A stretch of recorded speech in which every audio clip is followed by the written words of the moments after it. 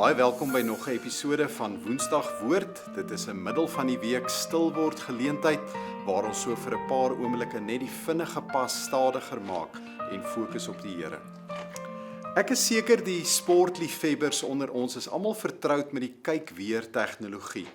Nou weer by die onlangse T20 Wêreldbeker cricket is hierdie instant replays, soos dit ook bekend staan, baie ingespan en is belangrike oomblikke weer oorgekyk om te sien of 'n vangskoot wettig was, of 'n speler betyds in sy golfkampie is en of 'n kolwer nie dalk been voor paaltjie betrap is nie. Nou ook in ander sportsoorte soos tennis wys die Hawkeye tegnologie al van 2006 af presies vir skeieregters waar 'n tennisbal op die baan geval het. In rugby ken ons die TMO of die derde skeieregter ook goed. En dit wys vir ons of 'n 3 gedruk is, of daar vuilspel was en of daar dalk 'n reël oortree is. Maar alles gebeur in stadige aksie en rampie vir rampie kan toeskouers saam met die skeieregters daar op die groot skerms kyk en seker maak dat niks gemis word nie. Dis amper asof die sportwêreld nie meer tevrede is met net een kyk nie. Alles moet weer en weer beoordeel word. Nou ook buite sport gebeur dit. Dink 'n bietjie aan regisseurs wat films maak of redakteurs wat TV-nuusprogramme ook saamstel.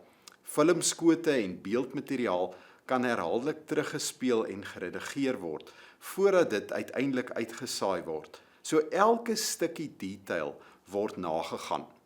So word foute reggemaak en tonele word aangepas totdat dit perfek is.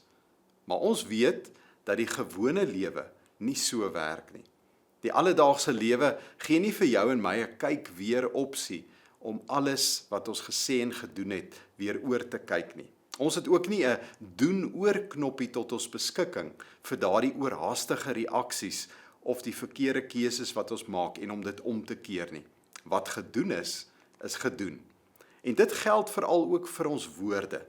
Daar's mos hierdie ou Chinese gesegde wat sê dat ons woorde is soos 'n sak vere wat in die wind uitgeskit word. En sodra dit losgelaat is, dan waai dit in verskillende windrigtings en jy kan dit nooit weer volledig terugkry nie. So een skewe woord se invloed is groter as wat ons besef. Een onverskillige sin kan baie dieper sny in iemand se gemoed as wat ons besef. En selfs al het 'n mens dit dalk nie so bedoel nie, kan jou woorde vir baie lank 'n letsel laat. So woorde het die vermoë om te troos, maar ook om seer te maak. Woorde kan mense se selfvertroue help opbou of dit kan die vertroue tussen mense afbreek. En daarom moet ek en jy baie versigtig wees met wat ons sê. En ek dink juist daarom herinner die Bybel ons op 'n hele paar plekke ook dat ons moet waak oor wat ons sê. Nou een so gedeelte is die bekende Jakobus 1. Nou daar in Jakobus 1 vers 19 lees ons die volgende. My liewe broers, dit moet julle in gedagte hou. Elke mens moet maar te gewillig wees om te luister, nie te gou te praat nie en nie te gou kwaad word nie. Nou die skrywer gee nie net vir ons hier 'n les in goeie maniere nie, maar hierdie is eintlik 'n geestelike stuk wysheid vir die alledaagse lewe. Jakobus skryf hier aan gelowiges wat oor 'n baie wye area in Klein-Asië versprei is. Hierdie mense was daagliks onderdruk en het 'n klomp uitdagings beleef as gevolg van hulle geloof. En daarom moes hulle ook leer hoe egte geloof in die praktyk lyk. En daarom sien ons as Jakobus se hele brief eintlik baie direk en eerlik. Hy skryf nie hierso oor groot teologiese idees nie, maar oor die manier waarop geloof ook in ons alledaagse gedrag, in ons reaksies, in ons tong, maar ook in ons verhoudings moet sigbaar word. En dit is presies waar hierdie teks dan so goed aansluit by hierdie tema van kyk weer. Want jy sien in sport kan 'n mens teruggaan en jy kan iets gaan hersien, maar in die lewe self leer Jakobus ons egter om eerder voor die tyd stadiger en wyser en meer bedagsaam te leef. Ons moet vinnig wees om te hoor, maar nie vinnig wees om sommer net enigiets te sê nie.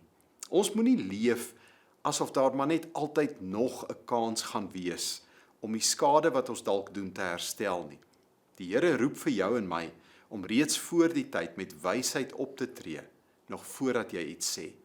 Nou, ek is seker baie van ons was al in so 'n situasie, waar jy dalk in 'n oomblik van swakheid iets sê, en dan dink jy dadelik by jouself, ag, hoekom het ek nie maar net op my tong gebyt en stil gebly nie? Daarom het ek en jy die Here se wysheid elke dag nodig. Nie net vir die groot besluite wat ons moet neem nie, maar ook vir die gewone oomblikke.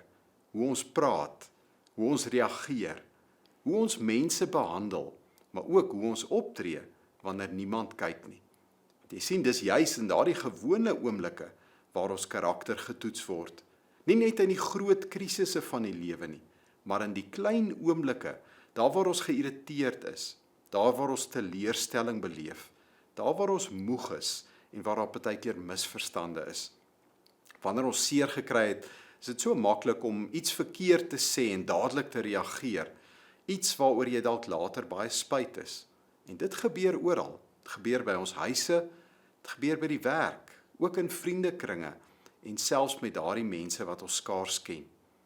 Dalk het jy ook al agtergekom dat ons leef vandag in 'n wêreld waar mense nogal oorkrities en baie lig geraak is. En daarom moet gelowiges juis ekstra bewus wees en met groter wysheid en met onderskeiding en selfbeheersing leef, ook wanneer dit kom by ons woorde. Nie omdat ons bang is vir ander mense se reaksies nie, maar omdat ons ook deur ons woordkeuses ambassadeurs van Jesus wil wees.